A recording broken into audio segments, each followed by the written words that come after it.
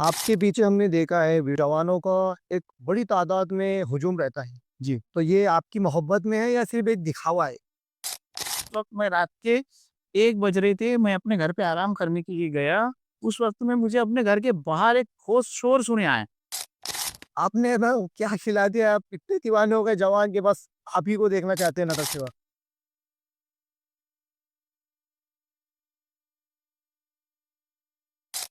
आदाब, जय हिंद, जय महाराष्ट्र।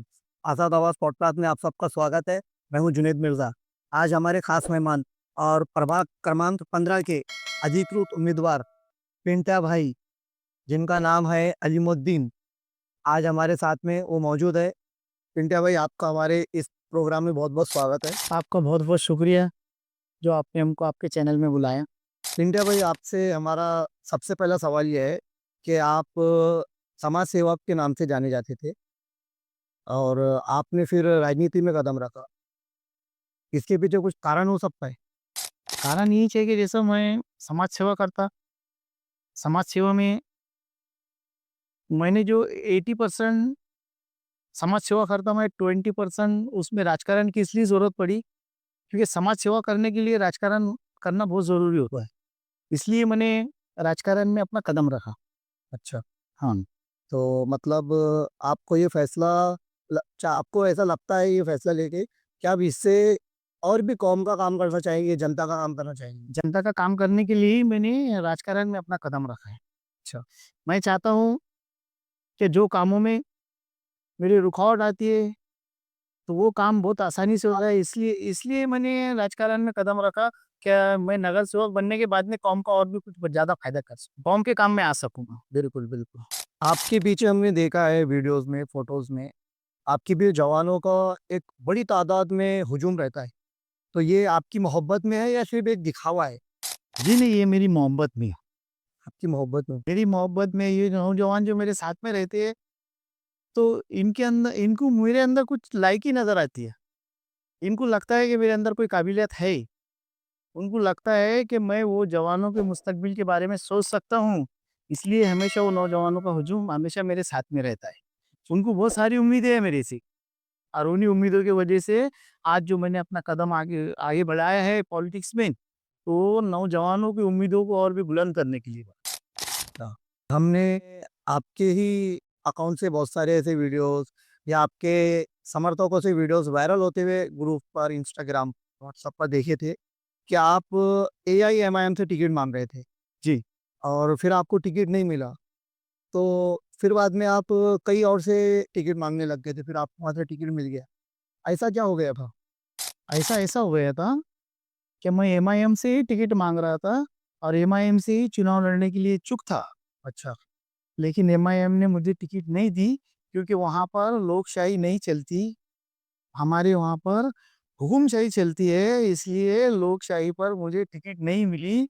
इसलिए मुझे राष्ट्रवादी से टिकट माँगना पड़ा और उन्होंने मुझे टिकट दिया। उन्होंने मुझे इस लायक समझा कि मैं प्रभाग क्रमांक 15 के लिए उम्मीदवार सही हूँ। उन्होंने मुझे टिकट दिया, उनके लिए उसके लिए सबसे पहले तो मैं अपने राष्ट्रवादी कांग्रेस पार्टी, जिसके सदर है हमारे वहीद भाई, हमारे अध्यक्ष जुनैद खान वकील साहब, मैं इनका तहे दिल से शुक्रिया अदा करता हूँ, जिन्होंने मुझे इस काबिल समझा, जबकि मेरी जो है तो राष्ट्रवादी कांग्रेस पार्टी के लिए कुछ भी कुर्बानियाँ नहीं थी। कुछ भी मेरी कुर्बानियाँ नहीं। बहुत बहुत बड़ी बात है आप पीछे भी हो कैमरे में। मेरी कुर्बानी लीगली अगर देखा जाए, तो हमारे नेता के लिए थी। हालाँकि मुझे अपना हक हमारे नेता से माँगना चाहिए था, लेकिन वहाँ से मुझे हक नहीं मिला। वहाँ से मुझे अपना हक नहीं मिला। जिन लोगों ने मुझे अपना हक दिया है ना, इसलिए मैं उनका फिर से एक बार तहे दिल से शुक्रिया अदा करना चाहता हूँ कि उन्होंने मुझे इस काबिल समझा। और आज जो मेरे साथ में जो नौजवानों का हुजूम रहता है, जो सवाल आपने भी किए ना, वो नौजवानों का सर उन्होंने फ़ख्र से ऊँचा कर दिया कि नहीं, हमारे साथ में जो नौजवान रहते हैं, वो नौजवानों को ऐसा लगा कि नहीं, हमारे भाई को भी चाहने वाले कोई पक्ष वाले है तो है। बिल्कुल, बिल्कुल, बहुत सही बात है। आपने बताया कि नौजवानों के हुजूम के बारे में, वो तो बिल्कुल बात काफ़ी हद तक के सही है। लेकिन सवाल ये उठता है कि आपके इतने समर्थक, आपका इतना बड़ा नेटवर्क, आपको पार्टी ने टिकट नहीं दी थी। इसके पीछे वजह कुछ होंगी ना? आप बता रहे हैं कि भई वो लोकशाही चलती है वहाँ। लोकशाही नहीं चल, लेकिन कुछ ओरिजिनल में ऐसा कुछ वजह होंगी, आपको ऐसा लगता है कि इस वजह से मेरी टिकट कट सकती है? देखो भाई, सबसे पहले तो मैं आपसे ये बात कहना चाहता हूँ कि जैसे समझ लो आप जो सवाल कर रहे हैं मेरे से कि इसके पीछे कोई वजह होंगी। अगर इसके पीछे कोई वजह होती ना तो मुझे मेरे नेता ने बताई थी कि मैं जो आपकी टिकट फाइनल करूँगा तो मैं आपके प्रभाग में टीपू सुल्तान चौक पे आके करूँगा। अच्छा। पब्लिक के सामने करूँगा। ये जो बात की थी तो मुझे भी बहुत अच्छा लगा था। मुझे लगा था कि नहीं, हमारे नेता में वाक़ई में काबिलियत है कि वो पब्लिक के सामने आकर मेरी टिकट फाइनल करने वाले हैं। वाक़ई में मेरे मेरे जो नेता है तो उनकी सोच जो है तो लोकशाही है। अच्छा। लेकिन जिस वक़्त मेरी टिकट कटी ना, बंद कमरे के अंदर फैसला हो गया। बंद कमरे के अंदर फैसला होने के बाद में तो उस वक़्त मुझे लगा कि नहीं, मेरे बारे में जो सोचने वाले जो मेरे नेता थे, तो उनकी सोच लोकशाही नहीं, हुकुमशाही थी। सही थी। हुकुमशाही थी उनकी सोच। इसलिए उन्होंने बंद कमरे में करे, वरना जो उन्होंने मेरे से वादा किए थे, वो पूरा करते थे। आज मेरे प्रभाग क्रमांक 15 के लोग ये उनसे सवाल कर रहे हैं, क्योंकि उनका एक वीडियो वायरल है। जिस वक़्त मुझे उन्होंने ये कहा था ना कि तुम अपने समर्थन मुझे बताओ करके, अपना समर्थन बताने के बाद में मैं टीपू सुल्तान चौक पे आने के आपकी टिकट को फाइनल करूँगा। तो उस वक़्त में मुझे ऐसा लगा था कि सेठ ये वाक़ई में सही बोल रहे हैं। लेकिन जिस वक़्त उन्होंने बंद कमरे में टिकट फाइनल कर दी, मेरी टिकट को रिजेक्ट कर दिए, किसी और कैंडिडेट को टिकट फाइनल कर दिए, उस वक़्त मुझे भी लगा, मेरे समर्थकों को भी लगा कि वहाँ पर लोकशाही नहीं चलती है, हुकुमशाही चलती है। लेकिन उसके बावजूद भी मैंने जब उन्होंने मेरी टिकट रिजेक्ट कर दिए थे ना, मैंने अपना फैसला वापस ले लिया था। मैंने अपना चुनाव लड़ने का इरादा बदल दिया था। मैंने सोचा अपने को समाज सेवा ही करना है, तो अपन ऐसे भी कर सकते हैं। अच्छे काम के लिए किसी पद की ज़रूरत नहीं होती है, लेकिन कहीं कहीं ज़रूरत पड़ जाती पड़ जाती। कि पद होना ज़रूरी नहीं था ज़रूरी। इसलिए फिर मैंने इरादा बदल दिया था, लेकिन जिस वक़्त मैं रात के 1 बज रहे थे, मैं अपने घर पे आराम करने के लिए गया, उस वक़्त में मुझे अपने घर के बाहर एक ठोस शोर सुने आया। अच्छा। जब मैंने बाहर आके देखा, ऐसा शोर नौजवानों का शोर, नौजवानों, हाँ। तो उस वक़्त मैं जब बाहर आया, बाहर आके जब देखा, सारे नौजवान बोले कि आपने ये फैसला बदला क्यों? अच्छा। हाँ, तो आपसे सवाल पूछ हमसे सवाल किया उन लोगों ने कि आपने ये फैसला क्यों बदला? तो मैंने कहा भाई जिसके लिए अपन ने इतने साल से कुर्बानियाँ दे रहे, जब उन्होंने अपना फैसला बदल दिया तो फिर हमने बदले तो कौन-सा फ़र्क गिर गया? तो ये सवाल मैंने उनसे किया तो वो बोले नहीं, ऐसा नहीं चलेगा बोले, आपको चुनाव लड़ना है बोले। अच्छा। आपको चुनाव लड़ना है बोले, हमने एक ऐसे-ऐसे पक्षी से बात करे बोले, जिसके लिए हम आपके लिए टिकट वहाँ से लाएँगे। आपको चुनाव लड़ना है और वो चुनाव हम आपको लड़ाएँगे क्यों? क्योंकि कोई नेता प्रभाग में मत वोट मारने के लिए नहीं आता बोले, वोट तो हमको ही मारना है। बिल्कुल। नेता को हमने बड़ा करे बोले, कोई नेता ने हमको बड़ा नहीं करा। तो इसलिए जो भी मेंबर चुनेंगे, हम चुनेंगे, हमारा प्रभाग है, हमारा एरिया है, फैसला हम करेंगे कि हमको नगर सेवक कौन होना। और ये आपने एक वीडियो मेरा वायरल हुआ था, उसमें भी आपने ये बात सुनी होगी कि वो वीडियो में वो ये जो मेरे समर्थक हैं, उन्होंने ये बात कही थी। अच्छा। वीडियो हमने देखे। हाँ, वो हमें पिंटा भाई के अलावा कोई और नहीं। कोई और नहीं चाहिए। आपने ऐसा क्या खिला दिया, आप इतने दीवाने हो गए जवान के, बस आप ही को देखना चाहते हैं नगर सेवक? नहीं, कुछ नहीं खिलाया। देखो असल बात क्या है, ये जो नौजवान है ना, हमारे कौम के जो नौजवान है ना, ये आज ये देखना चाहते हैं कि किसी भी प्रभाग का जो नगर सेवक होता है ना, वो प्रभाग का मुस्तकबिल होता है। मुस्तकबिल होता है, बिल्कुल। और आज के नौजवान चाहते हैं कि हमको ब्रोकर नहीं, हमारे प्रभाग का मुस्तकबिल मुस्तकबिल चाहिए। तो इसलिए आज वो मुस्तकबिल देखना चाहते हैं, बदल देखना चाहते हैं। बहुत हो गया, बहुत हो गया यहाँ पर। बिल हम यहाँ पर बदल देखना चाहते हो, वो चाहते हैं कि हर कोई नवा हो जाए, नीचे से लेके ऊपर लोगों के। और इंशाअल्लाह ये 2025 का चुनाव है, 3 तारीख को पूरे रिज़ल्ट तुम्हारे सामने आएँगे और इंशाअल्लाह कारंजा शहर के अंदर बहुत कुछ बदल हो जाएगा। और जो बात मैं आप मेरे से जो बात के सवाल कर रहे, इंशाअल्लाह मैं आपके हर सवाल का जवाब दूँगा और लीगली दूँगा, कोई बनावट सवाल नहीं है ये। ये जो हकीकत है वही बात मैं आपको बताऊँगा, क्योंकि जो बात मैं आपको बता रहा, वो मेरी एक्टिविटी पूरी आप वीडियो में देखिए। बिल्कुल। जो देखते वही मैं आपको बता रहा हूँ। मान लो अगर आपको वहाँ की जनता चुनकर ला लेती है, तो आप उनके बारे में क्या ख्वाब देखते हैं? आप क्या करना चाहेंगे आपके प्रधान? माशाअल्लाह बहुत सारे महीने में उनके लिए शो करे हुए, जैसा नगर परिषद लगने के पहले ही जैसा शो हो गया था ना, कहाँ से किसको कौन-सी डिश देना है और ये फ़ॉर्मेलिटी चली कि भाई समर्पक बताओ हाँ, हाँ। और नहीं, नहीं हुई। अब प्रभाग का सवाल पूछा था मैंने, आप प्रभाग के लिए क्या करना चाहिए? वही बता रहा हूँ आपको, तो प्रभाग के लिए जो है तो बहुत सारे मन में विचार है।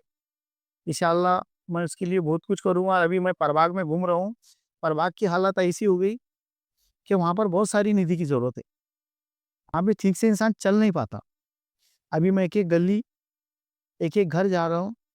हालात ऐसे हैं कि ठीक से इंसान चल नहीं पा रहा वहाँ पे। गली सही। इसके लिए वहाँ पर मैंने बहुत सारे अपने मन में सोच के रखा हूँ कि करना क्या है करके आगे के लिए।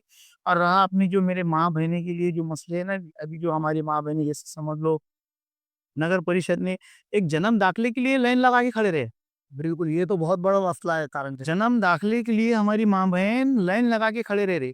उसके लिए मैंने ये सोचा हूँ कि अगर मैं नगर सेवक बन जाता हूँ वहाँ की प्रभाग क्रमांक 15 की, मेरी माँ-बहनें, मेरे भाई अगर मुझे चुन के देते हैं, तो इंशाअल्लाह ताला मैं अपना खुद का एक ऑफ़िस खोलूँगा।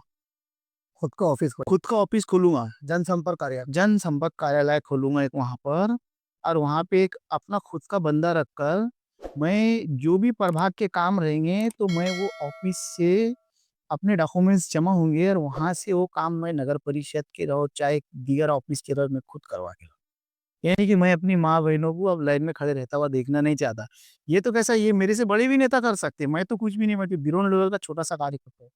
लेकिन मेरी छोटी-सी सोच है, आज मैं प्रभाग के लिए कर रहा हूँ। इंशाअल्लाह अगर मुझे इसी तरह से अपनी जनता ने, अपनी माँ-बहनों ने, मेरे भाइयों ने मेरे को साथ देते रहे, तो यही सोच मैं शहर के लिए भी कायम कर दूँगा इंशाअल्लाह।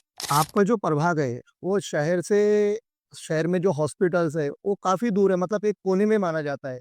वहाँ से गवर्नमेंट हॉस्पिटल ये बहुत दूर है। छोटी-मोटी बीमारी होती है, सर्दी, जुकाम, बुखार, इसके लिए आप कुछ सुविधा करना चाहेंगे? इंशाअल्लाह मैं जिस वक़्त नगर सेवक बन जाऊँगा, तो उसके लिए भी मेरे माइंड में एक प्लान है। मैं वहाँ पर एक ये जो महिला क्लिनिक जो होता है, हाँ, हाँ। मोहल्ला क्लिनिक। मोहल्ला क्लिनिक जो होता है, तो इंशाअल्लाह मैं वहाँ पर वो खोलने की कोशिश करूँगा, ताकि जो मेरी माँ-बहनों को वहाँ से 2 किलोमीटर आके जो तकलीफ़ झेल के यहाँ तक आना पड़ता है, अच्छा, मैं कोशिश करूँगा कि वो तकलीफ़ उनकी ख़त्म हो जाए। कोशिश नहीं, यकीन दिलाता हूँ कि सब करूँगा और वो भी गवर्नमेंट मान्यता प्राप्त करूँगा। अच्छा मतलब महिलाओं को गवर्नमेंट हॉस्पिटल में छोटी-मोटी बीमारी के लिए जाने की करने की ज़रूरत नहीं पड़ेगी, वो हम मेरे प्रभाग में हो जाएगा। उसके लिए कुछ फीस होंगी या फिर सब नहीं शुल्क नहीं, फीस नहीं होगी। जैसा जो सरकारी हॉस्पिटल का नियम हाँ, होगा वही हिसाब वही से। होगा। मान लेते हैं अगर आपकी सत्ता आ जाती है, आपके सभी कैंडिडेट चुनकर आ जाते हैं, तो आपका जो मैनिफेस्टो होगा, वो आप बता सकते हैं कि आप जनता के बीच में कौन-सा मैनिफेस्टो लेकर जाएँगे? देखो ये तो जो मसला है तो अभी जब हमारी सत्ता आ जाती है, अगर कारंजा शहर की जनता ये बदल कर देती है, बदल तो चाहती है। हुँ। अगर कारंजा शहर की जनता ये बदल कर देती है, तो ये जो हमारे सीनियर नेता है, ये तय करेंगे इसके आगे क्या करना है। उसके लिए मैं वो आपको अभी नहीं बता सकता। वो एक तो हमारे सीनियर नेता बताएँगे या जिस वक़्त हमारी सत्ता आ जाती है उसके बाद में फिर आप हमको आपके प्रोग्राम में बुलाओ, फिर इंशाअल्लाह हम बताएँगे। वो हमारी सीनियर तय करेंगे आगे क्या करना है। बहुत-बहुत शुक्रिया, आपने आपका कीमती समय हमें दिया और हमारे आपने सभी सवालों के जवाब दिए। आपका तहे दिल से शुक्रिया, आपका इस प्रोग्राम में आने के लिए। शुक्रिया। बहुत-बहुत शुक्रिया।